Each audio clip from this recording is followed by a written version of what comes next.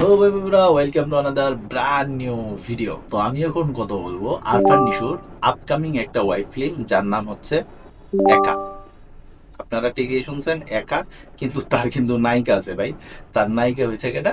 তুফানের সেই নায়িকা আমাদের নাবিলা।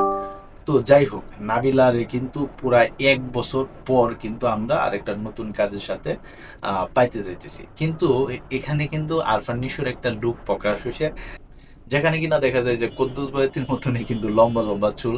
তবে এটার পরিচালনা করছে কিন্তু তো বিকি জাহিদের। কিন্তু আমি লাস্ট একটা কাজ দেখছিলাম যার নাম হচ্ছিল একটি খোলা জানালা, এই ধরনের একটা কিছু। তো ওই ফিল্মটা কিন্তু যখন টাকার বিনিময়ে দেখতে চাইছিল তখন কেউ দেখে নাই। তবে এটা পরে ইউটিউবে প্রকাশ করা হয়েছে। ওই কাজটা কিন্তু আমার তেমন ভালো লাগে নাই। তবে আরফান নিশো যেহেতু নতুন করে একটা কাজে যুক্ত হইতেছে, তার আগে খুব হিট একটা সিনেমা দিছে দাগি, আপনারা সবাই অবগত আছেন।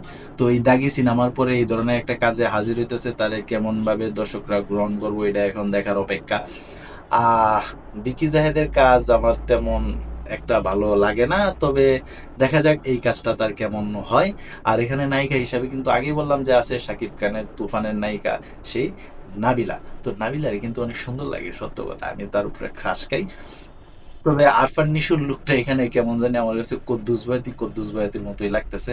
তবে তোমরা কে কে এই নিউজটা শোনার পরে খুশি হয়েছে অবশ্যই তোমরা কমেন্ট বক্সে জানাতে পারো। আর তোমরা যারা আরফান নিশোর ফ্যান আছো, তোমরা আমার আইসা আবার গালিগালাজ করো না যে বললাম যে কদ্দুস বয়াতির মতো দেখা যায়। মানে একটা চরিত্রের জন্য তার ক্যারেক্টার এরকম হইতেই পারে। তবে এখন দেখার অপেক্ষা যে কাজটা কেমন হয়। এদের পরিচালনায় আরফান নিশোর নতুন যে ওয়েব ফিল্মটা আসতেছে তা হইলো একা। তো এই ছিল এখন নতুন ভিডিও। তো সবাই ভালো থাকবা, সুস্থ থাকবা, কাছের মানুষটা ভালো রাখবা। ধন্যবাদ সবাইকে। আল্লাহ হাফেজ।